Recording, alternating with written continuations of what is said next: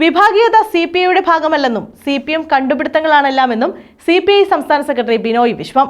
CPI ജില്ലാ council സംഘടിപ്പിച്ച കാനം രാജേന്ദ്രൻ അനുസ്മരണം ഉദ്ഘാടനം ചെയ്യുകയായിരുന്നു അദ്ദേഹം. CPM കണ്ടെത്തിയ കാര്യങ്ങൾ CPIക്ക് ചേരില്ല. യഥാർത്ഥ കമ്മ്യൂണിസ്റ്റായ CPIക്കാരനോ CPMകാരനോ നേരം വെളുക്കുമ്പോൾ BJPക്കാരനാകാൻ കഴിയില്ലെന്നും ബിനോയ് വിശ്വം പറഞ്ഞു. CPM കണ്ടെത്തിയ കാര്യങ്ങൾ CPIക്ക് ചേരില്ലെന്ന് ബിനോയ് വിശ്വം പറഞ്ഞു. ഇത് ചോര വേറെയാണ്. ഈ ചോരക്കിണങ്ങാത്ത ഒരു മാലിന്യവും CPIയിലേക്ക് കടന്നു വരാൻ പാടില്ല.